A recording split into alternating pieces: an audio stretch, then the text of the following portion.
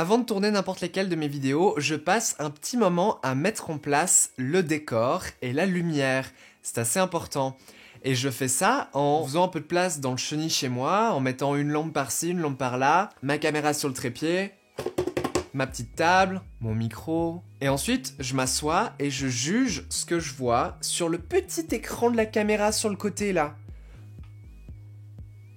Et je vois rien du tout. Par exemple, là, ce plan est peut-être très moche. D'ailleurs, j'ai l'impression qu'il est moche.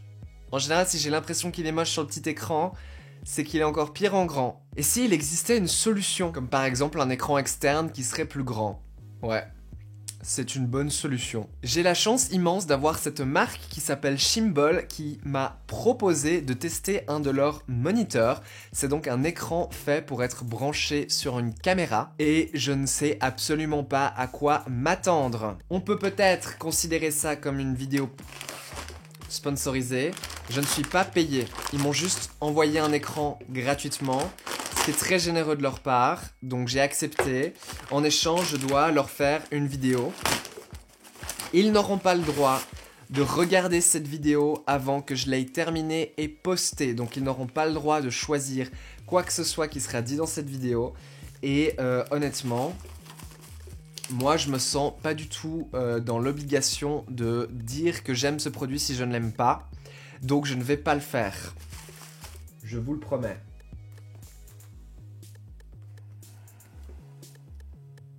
C'est donc un écran 1080p qui peut atteindre une luminosité de 2000 nits, ce qui est quand même beaucoup, c'est à peu près la même chose qu'un iPhone, c'est même en théorie un peu plus qu'un iPhone, ce qui devrait pouvoir vous permettre de l'utiliser en extérieur. Je vais bien entendu tester ça, je vais le prendre dehors en plein soleil et vous dire si oui ou non l'écran est visible. L'écran est vendu sans batterie, les batteries sont vendues séparément et Shimbol m'ont expliqué que c'est comme ça parce qu'ils doivent avoir des licences pour pouvoir vendre des batteries. Et c'est des batteries assez standards, rien de trop spécial, j'en ai quelques-unes qui traînent, donc je vais pouvoir tester tout ça. La boîte s'ouvre et il y a avec un petit écran de protection en verre que vous pouvez appliquer sur l'écran. Petit mode d'emploi, vous pouvez aussi trouver en ligne, et l'écran lui-même. Waouh. Oh, il est beau. Oh, il est beau.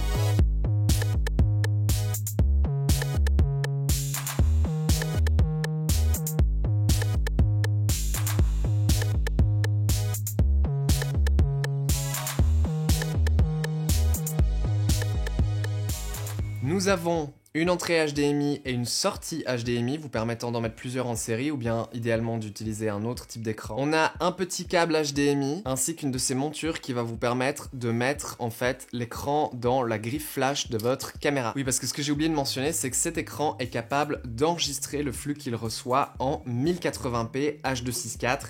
Ça ne va pas remplacer un vrai enregistreur externe à mon avis puisque ce ne sont pas des codecs professionnels et c'est limité à la HD, mais ça peut quand même dépanner. Ça peut être cool d'avoir un enregistrement séparé pour plein de raisons.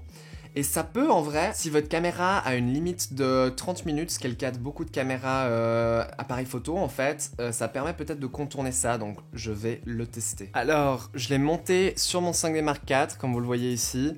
Je l'ai branché avec le câble HDMI fourni et un adaptateur HDMI vers mini HDMI. Et je vais venir monter la batterie. La batterie que j'ai, c'est une Patena NPF 970. Elle m'a pas coûté super cher. Elle est efficace, en tout cas sur mon autre écran, que j'utilise très rarement parce que je l'aime pas, il est vraiment mauvais.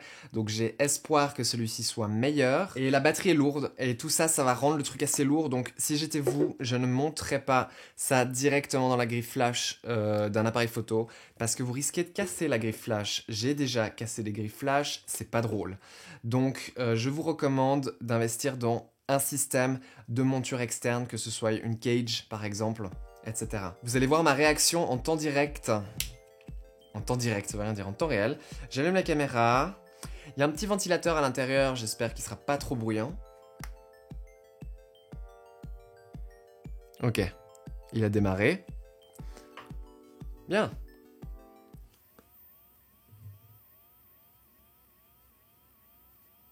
C'était le son du ventilateur intégré à l'écran. Vous l'avez entendu, vous en pensez ce que vous en pensez. Moi, je trouve que c'est un peu bizarre.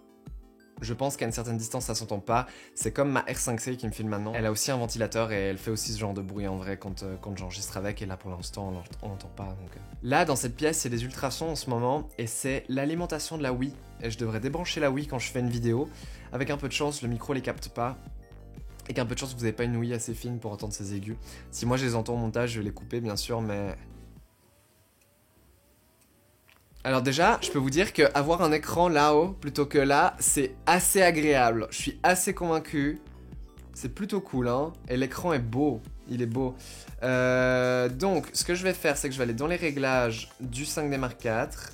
Et je vais lui dire d'afficher l'HDMI de manière propre. Comme ça, j'ai la haute résolution et je peux tout voir. Et bien là, par exemple, ce qui est en train de se passer, c'est qu'en fait, je peux voir l'image de mon 5D Mark IV sur cet écran. J'ai mes réglages affichés sur l'écran petit en bas. Alors je suis désolé si vous voyez des couleurs bizarres, c'est parce qu'en fait j'utilise un filtre polarisant. Si j'utilisais pas le filtre polarisant, tout serait trop lumineux, mais les écrans s'afficheraient correctement. Donc ne jugez pas ce que vous voyez sur l'écran à travers la caméra, du moins pas sur ce plan-là, je vous ferai des petits plans après. Mais là pour l'instant, je peux voir et juger mon image en haute définition sur cet écran, pendant que je fais les réglages sur le 5D Mark IV. Alors je n'utilise pas beaucoup le 5D Mark IV pour filmer, mais j'ai juste bon espoir que je puisse faire pareil avec mon R5C. C'est très agréable, c'est très agréable. L'écran est grand, c'est un écran de 5,5 pouces 1080p, il est haute définition, les couleurs m'ont l'air bien. Et là par exemple, ça me permet de voir quand même pas mal de choses en plus que je ne vois pas sur l'écran intégré du Canon, comme par exemple qu'il y a pas mal de bruit parce que mes ISO sont élevés. Je peux activer le peaking, il y a plusieurs réglages pour le ventilateur, on peut le faire tourner vite et on peut l'éteindre, chose que je ne vais pas faire parce que j'ai peur qu'il surchauffe. J'ai décidé de prendre le Chimbal avec moi en extérieur pour tester la fameuse luminosité de l'écran qui est censée être de 2000 nits.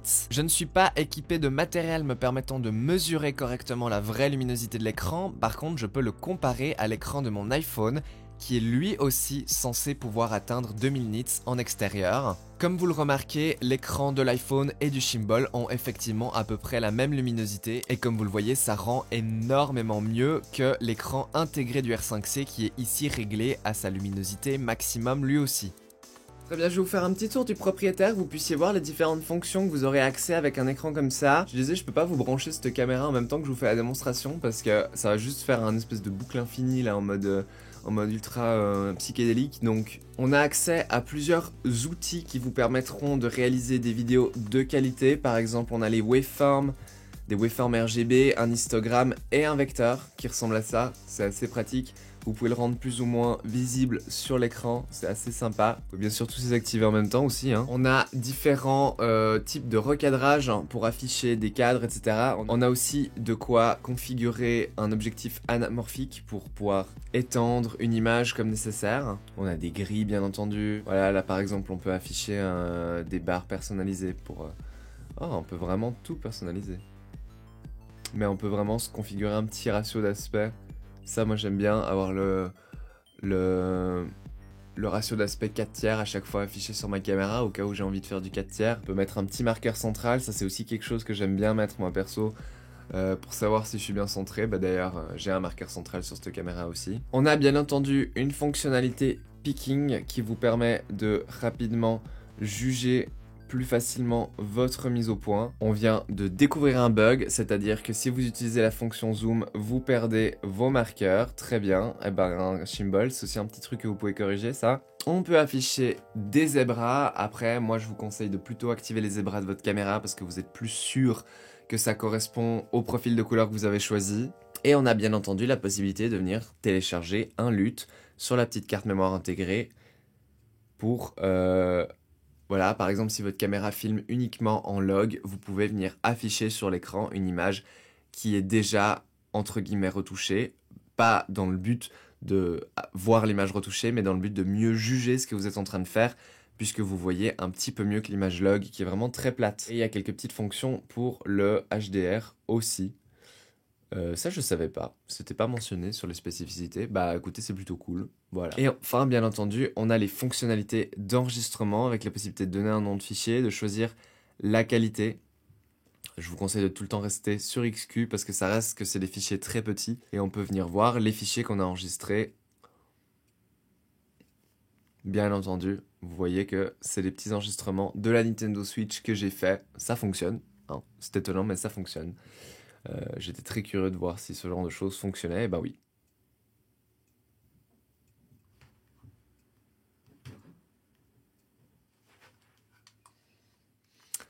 Alors, je n'arrive pas à sortir du mode lecture, donc là on est aussi face à un petit bug que Shimbol pourrait corriger. Et on le redémarre, c'est pas grave, ça prend que 5 minutes.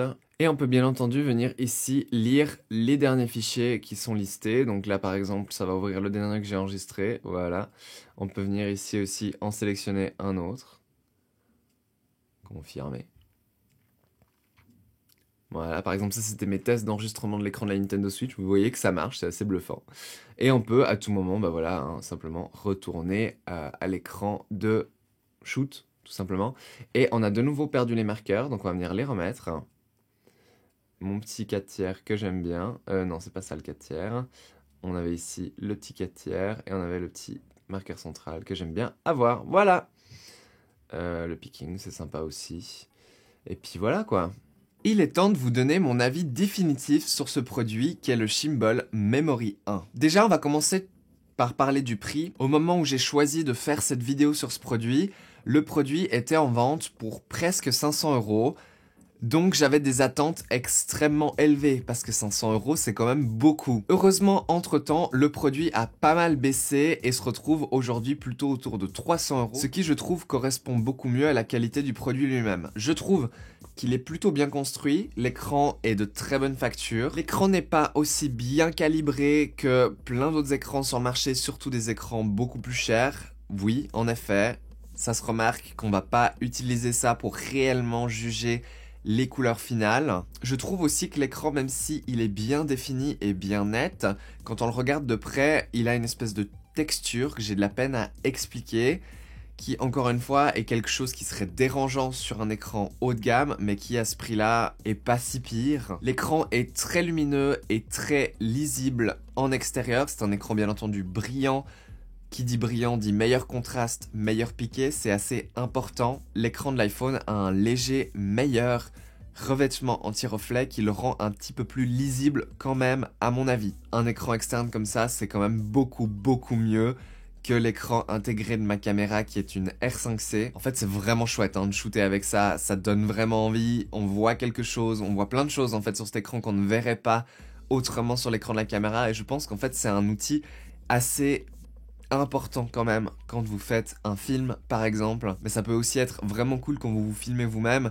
Moi ça m'intéresserait énormément d'avoir cet écran monté juste là en dessous de l'objectif, beaucoup plus proche de moi. Ça me permettrait de beaucoup mieux pouvoir juger mon cadrage et ma lumière, hein, parce que là actuellement, comme je l'ai expliqué au début, je regarde le petit écran de la caméra qui est vraiment éloigné. Cependant, pour pouvoir monter cet écran ici, il va falloir que j'investisse dans un bras magique et dans un câble un petit peu plus long, chose que je vais bien entendu faire après cette vidéo. Le Memory 1 de chez Shimbol peut enregistrer l'image qu'il reçoit, le flux qu'il reçoit, et il l'enregistre en H264 uniquement, à 1080p uniquement, et jusqu'à 60 fps uniquement, en 8 bits aussi, j'ai oublié de préciser, et en 4.2.0. Il n'y a pas de possibilité d'enregistrer en haute qualité, donc ce petit écran ne va pas remplacer un enregistreur dédié, qui sont bien entendu tous pas mal plus chers. C'est quand même cool que la fonction d'enregistrer soit là, puisque ça peut dépanner dans plein de situations. Par exemple, vous utilisez un appareil photo un peu plus ancien qui est limité à 30 minutes,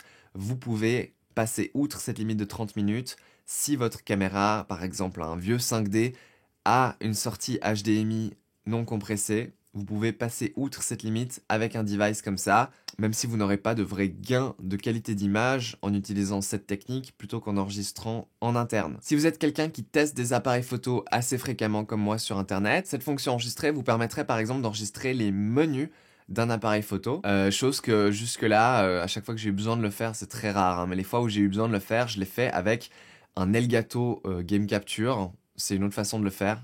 Donc là, ça peut dépanner de le faire avec ça. En parlant de Game Capture, j'ai tenté de brancher ma Nintendo Switch là-dessus Et vu qu'il y en a un in et un out, ensuite le out, je l'ai fait aller dans ma télé. Et j'ai donc tenté d'enregistrer des gameplays de Nintendo Switch avec. Et ben je vais vous dire que ça a très bien fonctionné. Le son, l'image sont très corrects, surtout pour une Nintendo Switch qui de toute façon ne sort pas une image plus que 1080p. Comme je l'ai dit, cet appareil enregistre le son et c'est là que j'ai un petit souci avec, pour une raison que j'ignore. Donc la bande son des vidéos enregistrées avec cet appareil ne sont pas lisibles sur mon Mac. Et c'est très bizarre parce que c'est du AAC. AAC qui est quand même le Apple Audio Codec. Donc il y a quelque chose au niveau du profil utilisé ou du codec utilisé là-dedans qui fait que ça fonctionne pas. C'est assez pénible, mais du coup j'ai dû convertir la partie son en utilisant VLC. Ça prend un peu de temps, mais ça demande de le faire manuellement pour chaque plan. C'est un peu fatigant, donc là Shimbol, si vous pouvez faire une mise à jour firmware pour corriger ça, ce serait bien. Finalement, je trouve qu'il y a plein de boutons sur le haut de l'écran, mais on peut pas assigner... on peut les assigner à plein de choses, mais on ne peut pas les assigner à rapidement régler la luminosité. Et je sais pas trop pourquoi, mais c'est dommage. Parce que j'aurais bien voulu pouvoir rapidement ajuster ma luminosité comme ça. Voilà, donc le ventilateur, le codec audio qui n'est pas décodé par Mac et les boutons qui peuvent pas être assignés à la luminosité, je pense que c'est 3 petites choses que Shimbol pourrait améliorer avec une mise à jour. Sinon, c'est un chouette produit. Si vous êtes sur le marché en train de regarder pour un écran, c'est une solution, c'est une bonne option. La fonction enregistrée, elle peut dépanner, elle peut être là, elle peut être pratique, mais elle ne remplacera pas un enregistreur dédié. Il y a plein de solutions sur le marché aussi qui vous proposent d'utiliser votre iPad ou votre iPhone comme écran avec un petit récepteur. Shimbol eux-mêmes font ce genre de produit. Je sais pas si je recommande ça, personnellement je n'ai jamais été convaincu à l'idée d'utiliser mon téléphone personnel à des fins professionnelles comme ça. En général j'aime bien séparer les deux, donc c'est pour ça que j'utilise pas mon téléphone pour faire des photos, des vidéos, quoi que ce soit. C'est pour ça que je m'en fiche complètement de l'iPhone 15 et de son enregistrement en log. Mais voilà, je pense que ça conclut cette vidéo. Merci de l'avoir regardée. Et on se retrouve tout bientôt pour la suite du voyage au Japon. Ça arrive vraiment tout de suite, là le montage est fini, donc ce sera uploadé juste derrière celle-là. Et je remercie Shimbol de m'avoir envoyé cet écran qui va m'être très utile. À bientôt!